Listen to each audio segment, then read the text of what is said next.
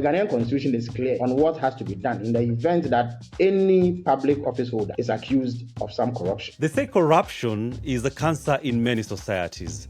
And as we've heard from Ghana's communications minister, they are working towards having a cure. However, critics argue that it's less about justice and more about score settling. If you say you are fighting corruption, by all means do it. But in doing so, let it not be seen that you are only targeting members of a particular party. Well, that's what the opposition thinks. Now, President John Mahama has promised. When he came to office, he promised to stamp out corruption in the public sector. But the question is Ghana cleaning up corruption or just cleaning house? And most importantly, is Ghana even closer to a cure? Or is it too early to tell? For us to get someone to fight corruption, he has to be selfless. So for us to get such a person, it will take a long time. That sounds so hopeless, but of course we are getting into that conversation shortly. My name is Mefo Newuh, and this is Under the Baobab. And my name is George Okachi. Under the Baobab, we make complex issues personal. President John Mahama came in with a bang. His first biggest move, ordering investigations into over 2,500 corruption cases. Well, right from the start, he's shown zero tolerance for graft. It's been the backbone of his administration. And it's over 7 months now, right, George, if I'm not mistaken, since the president took office. His government has rolled out Operation Recover All Loot, which is known as Oral, an ambitious push to tackle corruption in Ghana. And we've reported, Mimi, hundreds of officials have been questioned, others have been charged. But the question is, where is this fight going? And a major step has also been the demand for key officials to declare their assets. Where is that at the moment? Because, many people have been asking, is it something that many officers complied with? Not sure, but that's the question I put to Ghana's Minister of Communication, Mr. Felix Ofosu. I also even asked him whether he declared his asset. This is a new government, so the government has not been fully formed in terms of the totality of positions that need to be filled. But as of 18 February, a certain number of people have been appointed into various positions. And those people were required to declare the assets by the president by the end of March. Now, after that, the president actually sanctioned those who failed to meet the deadline. But I can tell you that all those who were affected by that deadline have indeed declared the assets. The latest update that we have received from the Auditor General's office. What about you? Have you declared your assets? 1 whole week before the president issued his deadline. And mind you, I was officially invested into office on 7th February. So I did that 4 clear days after I took office. So are you telling me that officials who are missing deadlines have been punished? There's a famous case of a former colleague of mine who was a deputy minister, who was dismissed from office because she was heard saying in an interview that she dreamt of having $1 million. It was not even the case that she had misappropriated $1 million was only anymore. She only expressed a desire to have that kind of money. And for that reason, she was dismissed. There's also another official who was in charge of what we call here a national service scheme. He was found to have engaged in some embezzlement of funds. And indeed, he was put on trial by President Mahama, together with 100 other officials. So let's get this clear. The asset declaration move was supposed to show the president's commitment to transparency, making sure everyone can trace the source of a public servant's wealth. Now, Mimi, I've been to Ghana, and what's on the streets, this is not me saying, what's in the street is that public officers out-earn people in the private sector. But I'm sure that is not unique only to Ghana. Yes, also in Cameroon right now, we have the constitution, which is also stating, like Article 66 of the constitution states that if you are an appointed official in the government, you should be able to declare your assets, the assets of your wife, and also your family members, like your children. What if you are not your married? Assets at home and abroad. If you're not married, just yourself and the properties that you own in Cameroon and out of Cameroon, just to ensure that corruption is checked. But that has never been done by any government official in Cameroon, not even the president himself. So For the 4 decades he's been in the office, he's He's never declared his assets. We don't know what he owns in Cameroon and what he owns out of Cameroon. We don't know what any minister in government owns. What about Kenya? Well, I'll tell you, in Kenya also there is, they all say the constitution is clear on how such things are done. And they have the assets, the Leadership and Integrity Act, are all chapter that describes how, public servants should conduct themselves and just to maintain integrity. And under the act, they say you have to declare your assets so that people know the source of your wealth. But it is only in Kenya, Mimi, where a minister will flaunt a very expensive watch and tell you that they got that as a gift from someone. That's interesting. It's also only in Cameroon where the ministers will put money under their beds, under their house, Yeah, or even run away to burn it when they are being accused of corruption and they see that they're about to go to prison. when they ask why can't you put your money in the bank, what do they normally How say? you put the money in the bank when it will be checked? You would say it's a gift also from From where? Anyway, Ghana's judiciary, along with the police and immigration services, were actually ranked as Ghana's 3 most corrupt public institutions in several 2025 surveys by the Global Info Analytics. And for the first time in the history of Ghana, the Chief Justice, who is known as Mrs. Gertrude, has been suspended. It's never happened before in the country. And that's hotly debated. The opposition accuses the president of trying to stack the courts with judges who favor his party, the NDC. Now, is the Chief Justice removal about justice or is it a political payback? Now that they're in office, right? It's time to pay back. Yeah, could be. So that's also the question that we put to the minister. There are many Western, more advanced democracies where presidents have been impeached for acts of wrongdoing. Now, the Ghanaian constitution is clear on what has to be done in the event that any public office holder is accused of some corruption.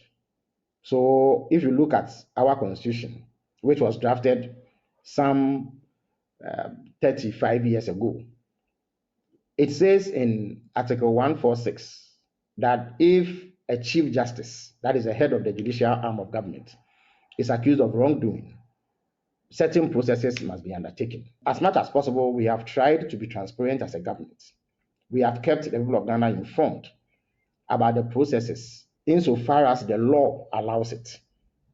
And everything that has been done has been strictly by the book. No violation. And indeed, I'm sure you may have had opportunity to speak to Ghanaian legal experts and other commentators. They may hold their own views about the process itself, or whether or not the law is robust enough. But Mr. Minister, some people want to differ with you. Organizations like the Bar Association in Ghana and the CDD have raised concerns about the transparency and fairness of the process. What do you have to say about that? The Ghanaian Bar Association is a known, long-standing backer of the opposition New Patriotic Party. So their political credentials are clear.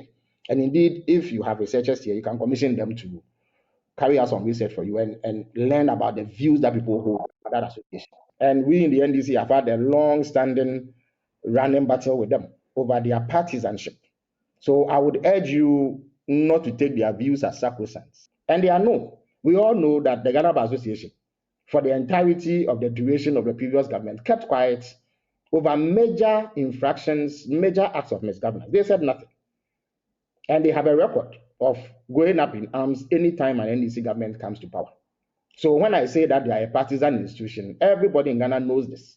Just a cursory research, tabletop research, will reveal this. So it is not something that we've hidden.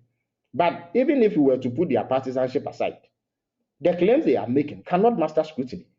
Again, in your interview, you are not able to point me to any known law or infraction that they have been able to cite.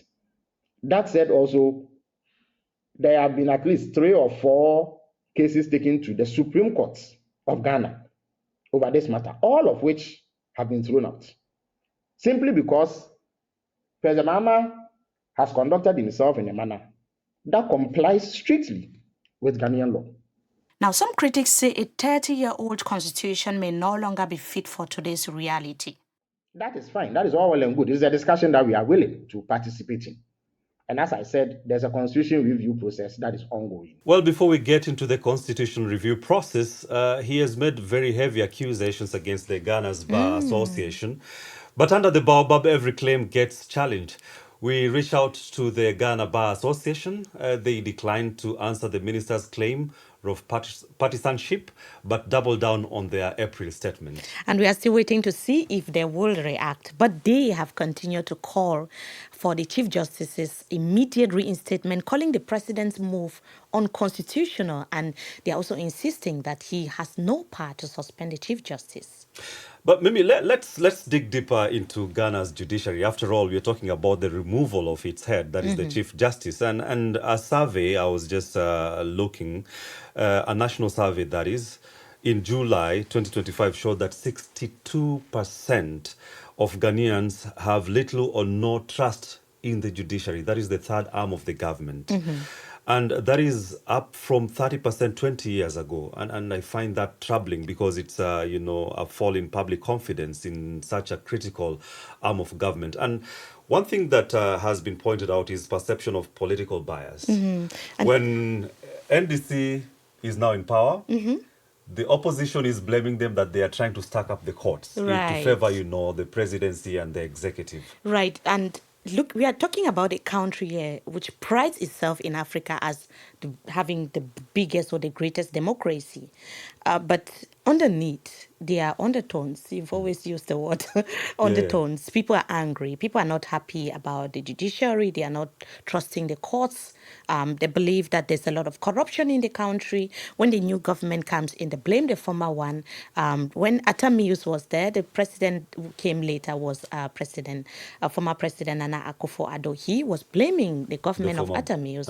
And Atamius was replaced by John Mahama when he died May. So rest in peace. Mahama is back again and he's blaming the former government. So it's always an issue of blame game instead of telling the people of Ghana that this is where we are, this is what we can do, these are the deadlines.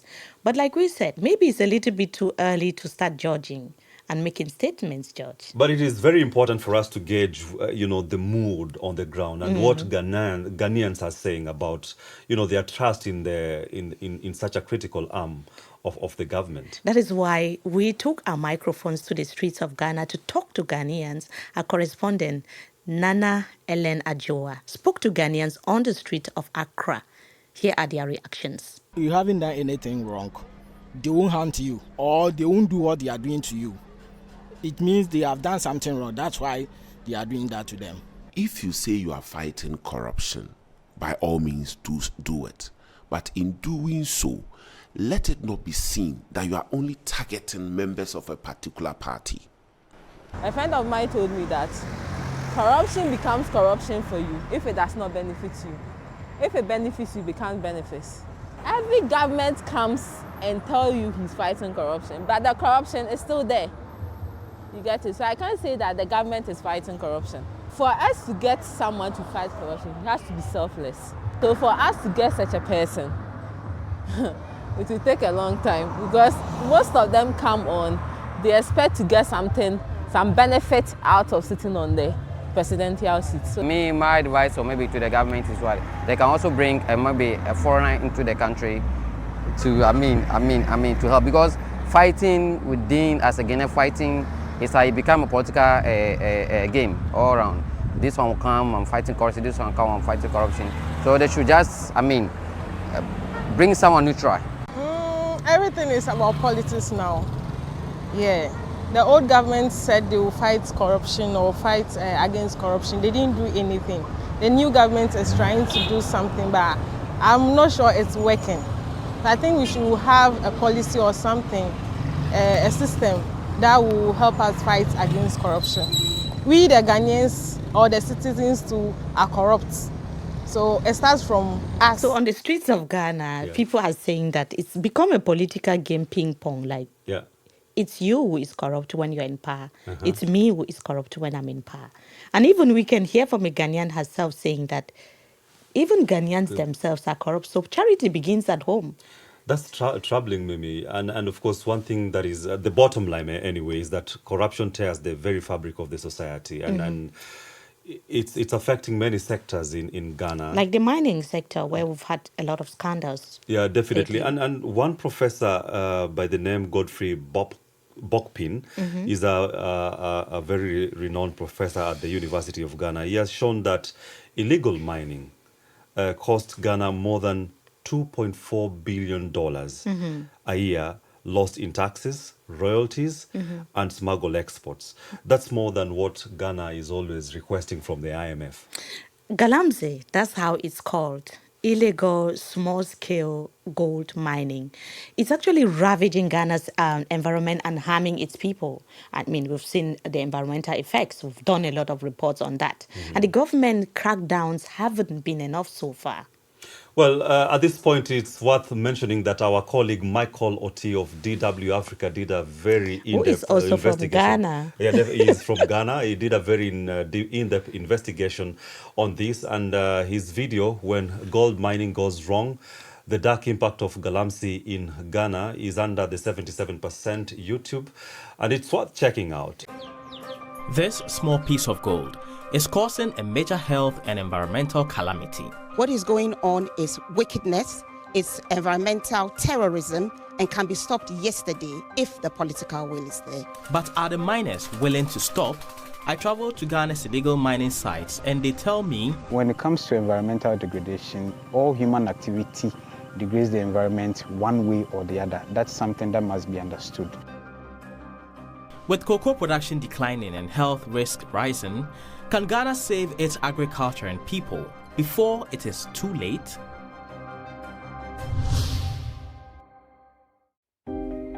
To understand the driving force behind illegal mining, I traveled to Wase Kropong in Ghana's western region. This area is part of the country's gold belt. For me, this story is personal. I am Ghanaian and cocoa farming is part of my family's history. But to be clear, gold mining has existed alongside farming and other forms of economic activity in this country. The major difference now is this: the scale of mechanization involved and the land area being destroyed.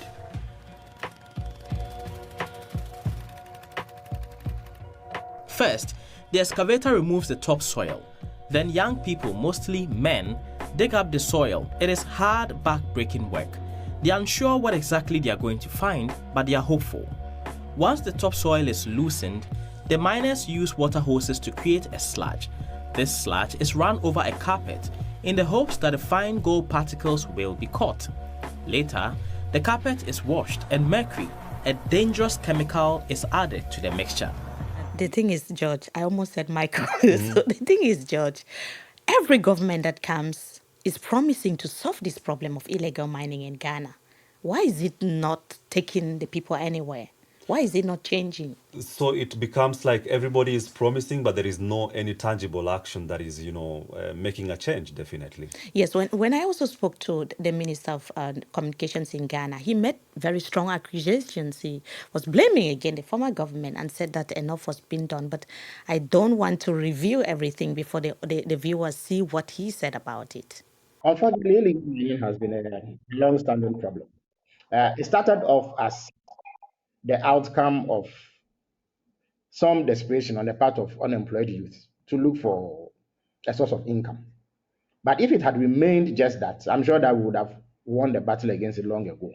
Along the line, we noticed that some prominent members of society, some wealthy individuals, some politicians, there have even been allegations that some chiefs and business persons got involved and began to finance this activity. Unfortunately, in the last 8 years that the previous government was in power, they did not pay any attention to the menace. There is, in fact, evidence of the involvement of key persons in that government. So can you tell me what your administration is doing differently now? Sweeping arrests have been made. Many of the equipment that these individuals used have been confiscated. Some have been destroyed. And as I speak to you, there are quite a number of people standing trial so that they can answer for the crimes that they've committed against the environment. We are currently undertaking an effort to review our laws and make them stronger and more deterrent to people who are willing or minded to go into this. Many say previous administrations also promised to crack down.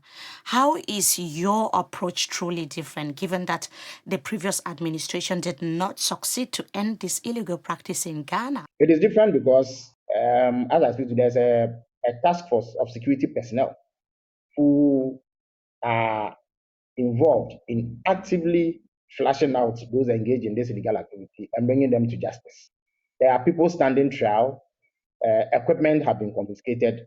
Our laws are undergoing review. I beg your pardon. And one of them is a legislative instrument which regulated how mining was done in forests. That regulation previously gave the president power to award mining leases to companies to mine in forest reserves. That power that the president has been taken away through the amendment that has been carried out. So the president of Ghana cannot give anybody a mining lease to undertake mining activity in a forest reserve.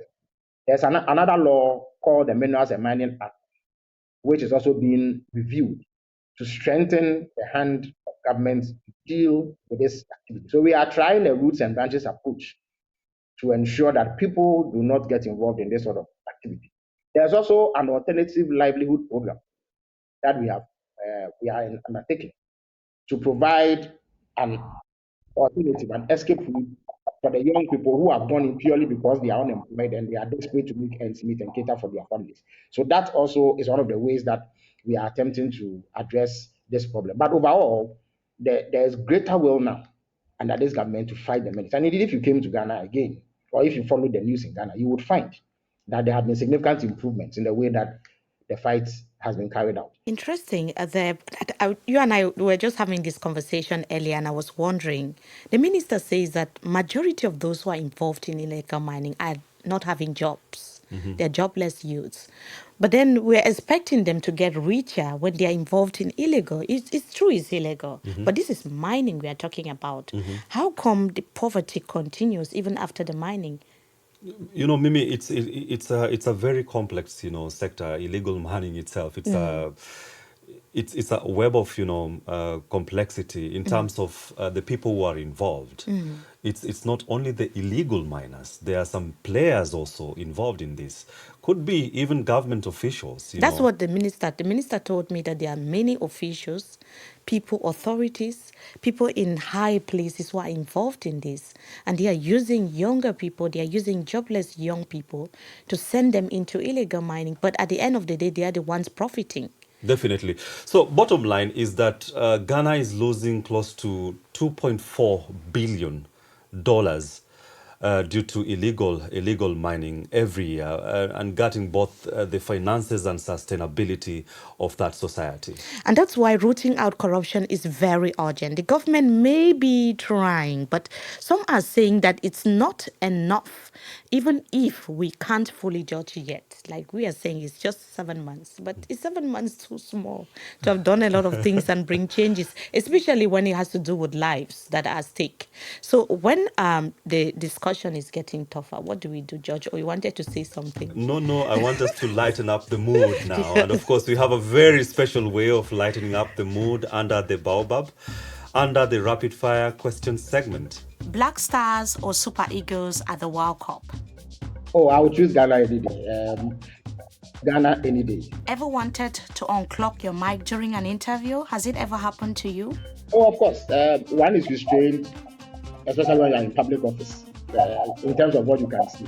But sometimes there's an urge to say a bit more than you have said. But I think we have to show respect to viewers. What travels faster, bad news or government response? Well, I think bad news always travels faster.